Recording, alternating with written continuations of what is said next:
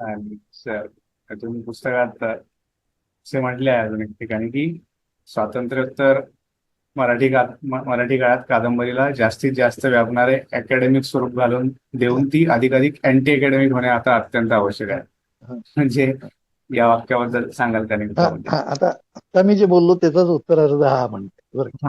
मी जे म्हणालो की त्याच्या समजा जुन्या सदाशिव पेठी मर्यादा आपण ओलांडल्या आणि एक व्यापक असं जीवन दर्शन आपल्या कादंबरीतून घडू लागलं. पण ते जीवन दर्शन घडवण्याची जी एक प्रक्रिया आहे, ते जीवन दर्शन मांडण्याची जी एक प्रक्रिया आहे, तिच्यावर जो एक अशी बंदिस्तपणा म्हणजे एक नेमका असा विचार कर, अनगड नव्हे, एक असं सरळ जो मग अगदी कुठली प्रायोगिक जरी तर असं दिसतं की आपणाला हे सगळं एका अर्थानं अकादमिक स्वरूपाचं आहे. म्हणजे काय आहे तर अकॅडमीच्या ह्याच्यामध्ये जशी एक शिस्त असते.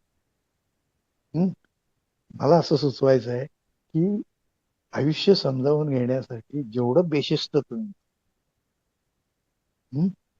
तेवढं झाल्यानंतर मग हे सगळे नवनवीन अनुभव तुमचे आव्हान. मी एक असं स्वतःला एका शिस्तीत बांधून घेतो. हे शब्द या अर्थानं की मी जर स्वतःला एका शिस्तीत बांधून घेतो आणि त्या पद्धतीनं मी जर विचार करत तर मग काय होईल, तर मग त्या शिस्तीच्या ज्या मर्यादा आहेत त्या माझ्या मर्यादा. पण मी जर ती सगळी शिस्त सोडून दे, म्हणजे एका चांगल्या अर्थानं म्हणायचं तुम्ही जर बेशिस्त झाला, जे समोर येते ज्या पद्धतीने येत जिथून येत, जसं कोणाला असं म्हणू की भाऊपदे उदाहरण घेतलं होतं मागच्या काळात, तो असा एका अर्थानं बेशिस्त लेखक. त्यानं तुमचे नॉर्म, तुमचे संकेत, तुमच्या पद्धती, अगदी काय झालं की नव्या लेखकांनी सुद्धा जुने संकेत टाळले तरी नवीन संकेत जे तयार झाले ते कळत न कळत स्वीकारले, असं मला म्हणायचं.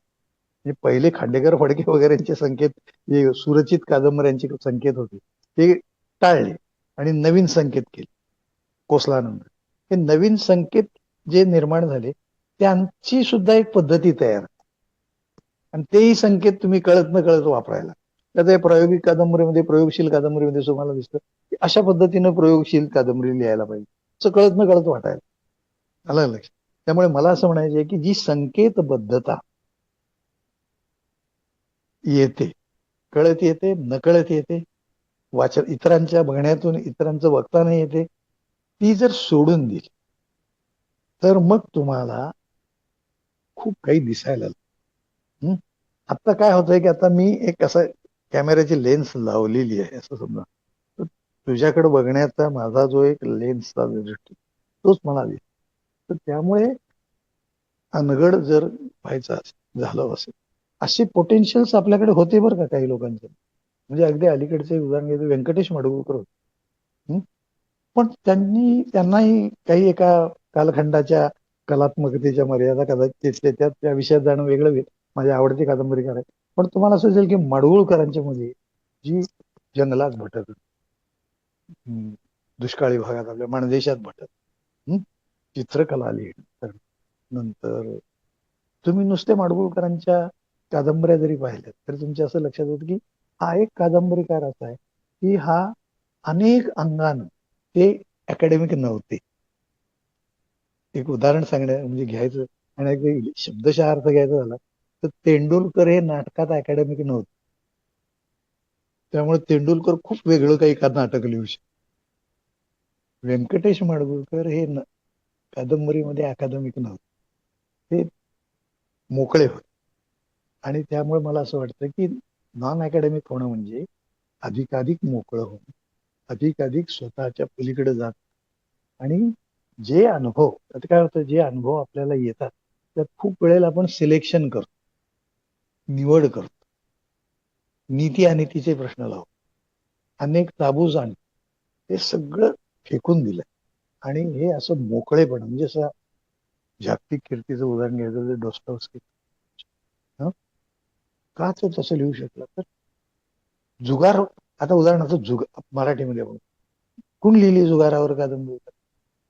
याचं कारण असं आहे की जुगारावर लिहायचं म्हणजे काहीतरी चुकीचं, हा आपल्या मनात कळत न कळत झालेला ताबू होता. तर तुम्ही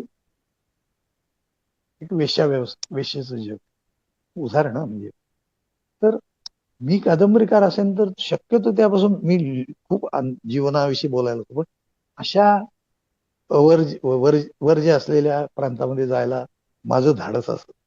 त्यामुळे मला असं वाटलं, मी म्हटलं की तुम्ही जितके मोकळे व्हायचे, म्हणजे जितके बेशिस्त झाला, हं, जे चौकटीत होईल ते, राहणार.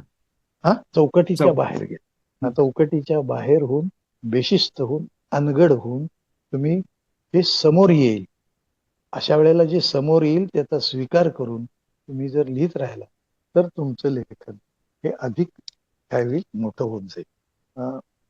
अगदी काय झालं, उदाहरणार्थ दलित लेखक जरी आपण खरं म्हटलं तर त्याचं जगणं, तो ज्या जातीत जन्माला आला तिथला त्या संबंध, त्याच्यावर लादलं गेलेलं शोषण, संस्कृती, ह्या सगळ्या गोष्टी खरं म्हटलं तर आपल्या सर्वांच्या आकलनाच्या पलीकडच्या एवढ्या आहेत. पण दलित लेखकाचाही ब्राह्मण लेखक व्हायला लागला, कारण तो ह्या तुमच्या नॉर्म्स मध्येच अडकत गेला. आलं, तुम्ही ज्या पद्धतीनं लिहिता, मी चरित्र लिहायचं, मी आत्मचरित्र लिहिणार, तर माझ्या आयुष्यातलं वेगळेपण सांगण्यासाठी मी लिहीन, पण तेवढंच. आणखीन खूप काही प्रश्न तुम्हाला पडले असणार ते तुम्ही आणलेले. त्यामुळे जी एक शक्यता दलित साहित्यामध्ये होती आणि आहे अजून, ती पुन्हा चौकटीत अडकल्यासारखी. तो त्याच्या बाहेर जाऊन तुम्हाला जे तुम्हाला काही त्या देगनूर महादेव सारखं कानडी लेख त्याच्यामध्ये बघायला, की अशा तऱ्हेनं मला म्हणायचं की त्या शब्दाच्या म्हणजे थोडक्यात तू वापरलेला शब्द म्हणजे चौकटी बाहेर जा. पहिल्या चौकटी तुम्ही मोडल्या, पण नव्या चौकटी तुम्ही कळत न कळत स्वीकार, त्या सुद्धा सोडून दिल्या पाहिजे. आणि मुक्त ज्याला म्हणतात, साकल्याच्या प्रदेशात मुक्त प्रमाणाने संचार करताना जे आयुष्य आपल्याला प्राप्त होईल त्या आयुष्यावर लिहिणं म्हणजे नॉन अकॅडमिक. त्यातनं मोठ्या कादंबरीची शक्यता. आणि कादंबरी या वाङ्मयात सुद्धा घेत आहेत. कवितेला मर्यादा आहे, नाटकाला मर्यादा आहे, कथेला मर्यादा आहे. कादंबरी केवढीही मोठी होऊ शकते, कितीही प्रकारानं ती वाढू शकते. कथा, उपकथा, त्याच्यामध्ये काही येऊ शकतं. ते येऊ शकतं म्हणजे तुम्ही आणायचं म्हणून आणू शकत नाही. तुमचा अनुभव जर तेवढा व्यापक होत गेला तर ते येऊ शकतं. कुठून कुठून कसं कसं वगैरे ते बघतंय. म्हणजे आता सात पाटील कुलवृत्तांतामध्ये गेल्या 700 वर्षातल्या एका कुटुंबाचा शोध आहे. त्यात तुम्ही बघा किती कथा आहे, किती उपकथानक आहे, त्यातले ज्या कॅरेक्टर्स आहेत त्या किती प्रकारचे आहेत. तो कुठून पार अफगाणिस्तान पर्यंत तो शोधत जातो, त्याचे कुटुंबीय गेलेले आहेत वगैरे, त्याला शोध लागायला लागतो. तेव्हा हे जर हुडकायचं असेल तर मग मी आता माझ्या कादंबरीमध्ये एवढाच भूप्रदेश आणेन, आणि मी माझ्या कादंबरीला एवढ्याच आकलनाच्या चौकटीत ठेवेन, असं जर झालं तर ती मर्यादित. मला मी मुक्तपणानं समोर जे येईल ते स्वीकारेल, असं लेखन व्हायला पाहिजे, असं मला कादंबरी सारख्या प्रकारे.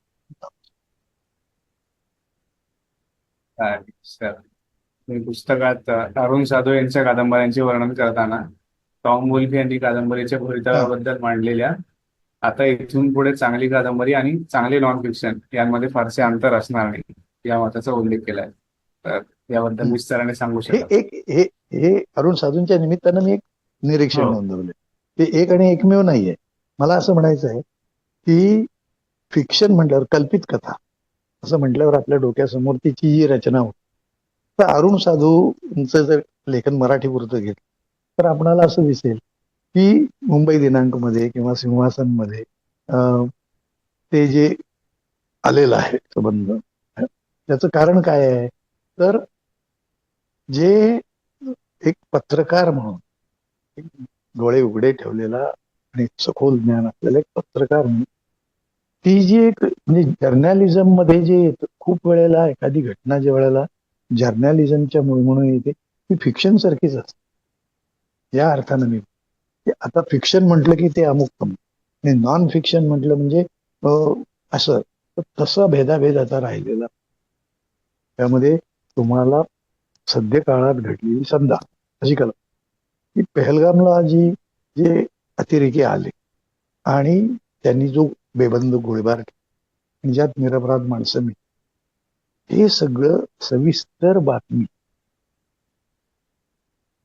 ही जणू काही एखाद्या कथेसारखीच आहे, fiction सारखीच आहे. त्यामुळे इथे जी आपण चौकट घालून घेत होतो की आपल्या सीमारेषा आखत होतो, की फिक्शन लिहायचं म्हणजे असं आणि नॉन फिक्शन लिहायचं म्हणजे मग असं. तर आता तुम्हाला प्रत्यक्ष वास्तव हेच एक फिक्शन झाले. त्यातलं काय आणि काय घेऊ असं अवस्था अद्भुत. म्हणून आता जो मॅजिकल रिअलिझम वगैरे जो आहे ना ते त्याच्याकडे आपण नंतर जाऊ. पण मुद्दा असा आहे की टॉम वुल्फनं असं म्हटलंय की कादंबरी वर्तमानपत्रात आलेली एक बातमी ही फिक्शनच आहे. म्हणजे एका अर्थात ती आणि तुम्ही कथा लिहिता ती या दोन्ही साम्यच आहे. ते तुम्ही जे लिहिता ते म्हणून त्याला असं सुचवायचं की चांगल्या अशा तऱ्हेचं जे लेखन आहे जे ज्याला आपण वाङ्मयीन म्हणत नाही, ज्याला आपण वाङ्मयीन म्हणत असं लेखन सुद्धा पूर्वीचे जे आपले नॉर्म्स वापरायचे झाले तर हे वाङ्मयीन हे अवाङ्मयीन यातली सीमारेषा पुसली जाते. त्यामुळे अरुण साधूंच्या मुंबई दिनांकी कादंबरी ही कादंबरी आहे का हे एक जर्नलिस्टिक रायटिंग आहे? आलं का लक्षात? किंवा त्यांची दुसरी सिंहासंदर्य तर त्यातलं सत्तेचं राजकारण हे कादंबरी म्हणून आलेलं आहे, पण ते वास्तवातलंही आहे. त्यांनी त्यांच्या ह्याच्यातही आलेलं आहे. त्यामुळं वास्तव आणि अवास्तव, वास्तव म्हणजे रियालिटी आणि फिक्शन याच्यामधली सीमारेषा ही जावी किंवा काढून टाकाय अशा तऱ्हेचं जर दृष्टी घेतली तर त्यातून जे तुम्हाला समोर येईल ते पुन्हा मगाशी आपण म्हटलं त्याप्रमाणे एक वेगळी कादंबरी देऊ शकते, वेगळी कादंबरी देऊ शकते. पण दुर्दैवानं काय झालंय की आपल्याकडे अरुण साधूंच्या सारखे काही सन्माननीय अपवाद वगळतात त्या तऱ्हेनं कोणी नाहीच दिसत.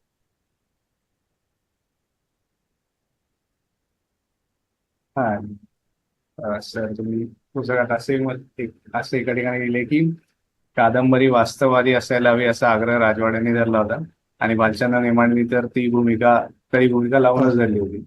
आणि ही भूमिका रास्त असली तरी वास्तववादी संकल्पना मराठी कादंबरीकारांना पुरेशी कळली नाही. तर म्हणजे हा वास्तववाद म्हणजे काय याबद्दल हा सांगू तर शकाल का? हा म्हणजे आणि मराठी कादंबरी वास्तववादी असायला हवी ही भूमिका रास्त असल्याचे तुम्हाला का वाटते? कादंबरी वास्तववाद हाच कादंबरीचा प्राण आहे. एक कादंबरीच बेस ज्याला म्हणेल तो वास्तव. कादंबरीची निर्मिती हीच मुळी वास्तवातून, हा जे वास्तव आहे त्या कादंबरीकाराला दिसलेलं जे वास्तव त्या वास्तवातूनच त्याची तो पुनर्निर्मिती करत असतो, सर्जनशील निर्मिती करत असतो, म्हणून ती कादंबरी होत असते. त्यामुळे वास्तववाद हा कादंबरीचा पाया आहे असं पण म्हणू शकतो. तर मी जे त्यात म्हटलेलं की पुरेसं म्हणजे हा आग्रह कोणी धरला, राजवाड्यांनी का धरला, तर ते अद्भुत काहीतरी लेखन करण्याची जी आपली प्रवृत्ती होती त्याला त्यांना छेद द्यायचा. नेमाड्यांनी त्याच कारणानं आग्रह केला. कसल्या प्रकारच्या कादंबऱ्या तुम्ही लिहिता की ज्याच्यामध्ये अतिशय वास्तव म्हणता येईल अशा तऱ्हेचं लेखन येत आहे. त्यामुळे राजवाड्यांच्या पासून नेमाड्यांच्या पर्यंत ज्यांनी वास्तववादाचा आग्रह धरला तो अशासाठी होता की कादंबरी जर अस्सल व्हायची, कलात्मक व्हायची तर त्याला वास्तवाचा पाया. पण झालं काय दुर्दैवानं, नेमाड्यांचं हे विधान लोकांनी फार सोप्या अर्थानं घेतले, सोयीस्कर अर्थानं घेतले. अशा अर्थानं की वास्तव म्हणजे त्यांना असं वाटायला लागलं की माझ्या अवतीभोवती मला जेवढं दिसतंय ते मांडणं म्हणजे वास्तव. मी एके ठिकाणी येत नाही पण दुसरीकडे असं म्हटलंय की फरक कुठला करता आला की आपणाला वास्तववाद आणि यथातथ्यवाद याचा फरक करा. मराठीतले बहुतेक वास्तववादी म्हणवणारे कादंबरीकार हे यथातथ्यवादी आहे. यथातथ्यवादी यथातथ्यवादी म्हणजे? म्हणजे हा. यथातथ्य म्हणजे जे जसं आहे तसं, जे दिसतंय तसं, जे माझ्या अवतीभोवती घडतंय ते मांडणं म्हणजे कादंबरी. मराठीतल्या सध्या लिहिल्या जाणाऱ्या बहुसंख्य कादंबरी अमुक एक काय झालंय की महामार्ग तयार होतोय, मग कोणाची जमीन जायला लागली. मग ती काय जायला लागली, मग त्यांनी मोर्चे कसे काढले, काय काढले वगैरे वगैरे. एक उदाहरण घ्यायचं का. दुसरं कुठलं समजा एक मोठा धरण होणार आहे, त्याच्या पाण्याखाली गाव जाणार. तुम्ही एक बघा की हे एवढ्या पुरतं तुम्ही जर स्वतःला मर्यादित ठेवलं तर ती जी कादंबरी लिहिली जाईल, मग ते तुम्ही वर्णन कराल कसे काय कुठं घडते कोण घडते, म्हणजे याला मी यथातथ्य नॅचरल जेवढं आहे तेवढं. वास्तववाद हा नुसता यथातथ्यवादी नसतो. वास्तवाच्यामध्ये ज्या अनेक परिमाण, म्हणून मी त्यात असं म्हटलंय की वरवर पृष्ठस्तरीय दिसणाऱ्या जो वास्तव आहे तो मोडून खणून तुम्ही आत उतर की जे तुम्हाला दिसतं ते खऱ्या अर्थानं वास्तव. दुर्दैवानं मराठीतले अनेक कादंबरी हे वास्तववादी कादंबरी लिहितो म्हणत असताना पृष्ठस्तरीय म्हणजे वरवरच जे आहे त्याचं चित्र, त्या पृष्ठस्तरीय वास्तवाच्या आत जात नाही. आणि एकदा तुम्ही पृष्ठस्तरीय वास्तवाच्या आत उतरला की जे दिसतं ते अनेक परिमाणांचं, म्हणजे उदाहरणार्थ अमुक एक गोष्ट घडते आहे, अमुक एक गोष्ट घडते आहे, हे जे वास्तव तुम्हाला दिसतंय ते तुम्ही जर उलगडायचा प्रयत्न, ते जर खणून काढलं, म्हणजे जसं तुम्ही खणायला तसं आत आत उतरल्यावर तुम्हाला काही नव्याच गोष्टी कळायच्या. म्हणजे मग या वास्तवाला घडवणारं राजकारण कशाचं, ते घडवणारं अर्थकारण कशाचं, ते घडवणारी संस्कृती काय, हे कुणाच्या फायद्याचं आहे, हे कुणाच्या तोट्याचं आहे, हे कुणासाठी चाललेलं आहे, असे सगळे प्रश्न कसे येतात केव्हा येतात.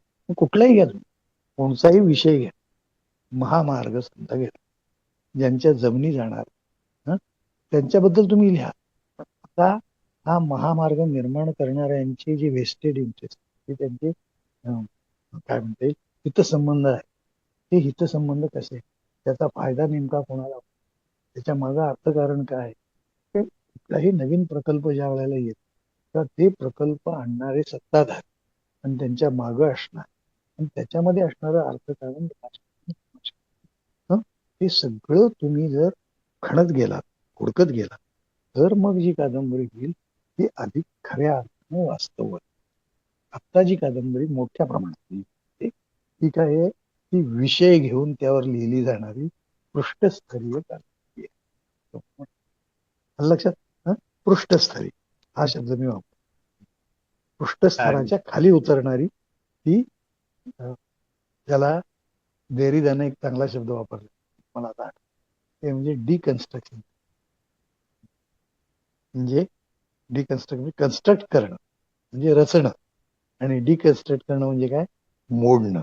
तुम्ही जेव्हा तो विषय घेता आणि तो विषय मोडायला त्यावेळेला मग आत कोण कोण लपलेत ते दिसायला, त्यांना बघणार आहात की नाही तुम्ही, हे लपलेले जे लोक आहेत ते वरती आणणार आहात की नाही तुम्ही त्याला.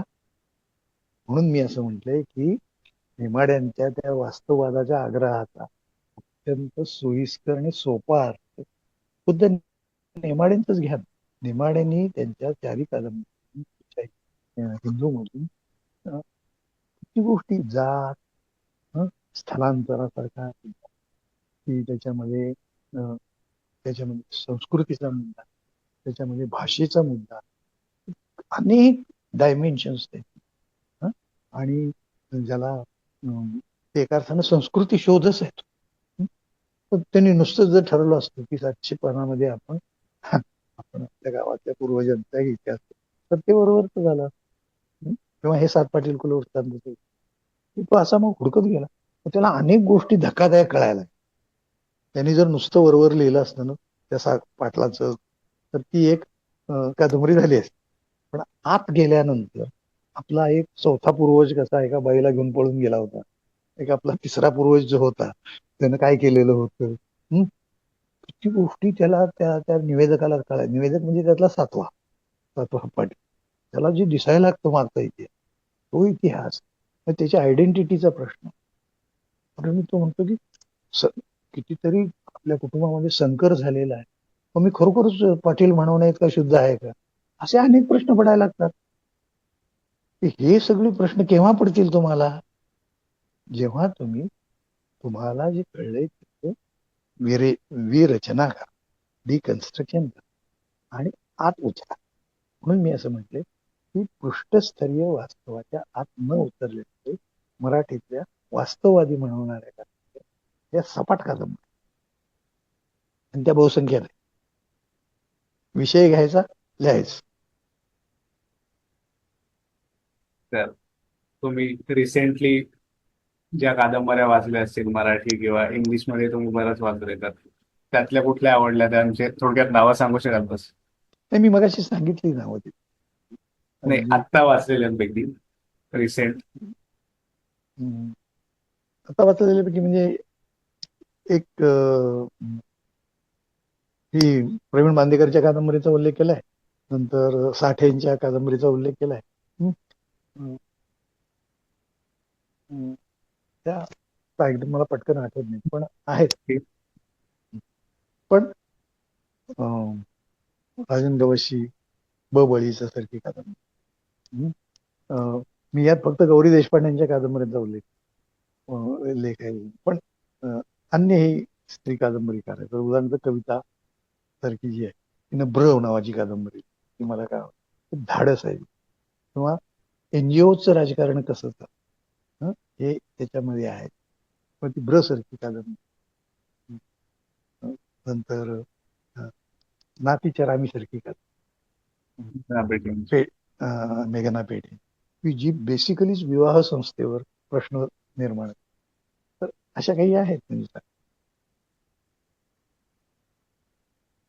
थँक्यू, तुम्ही मुलाखत दिली आणि मला वाटतं मुलाखत खूप चांगली झाली. आणि सरांचं पुस्तक मला खूप इंटरेस्टिंग वाटलं. तर सरांच्या पुस्तक विकत घेण्याची लिंक मी या व्हिडिओच्या डिस्क्रिप्शन मध्ये देत आहे. ज्यांना इंटरेस्ट असेल ते चेक करू शकता. थँक्यू आता सर.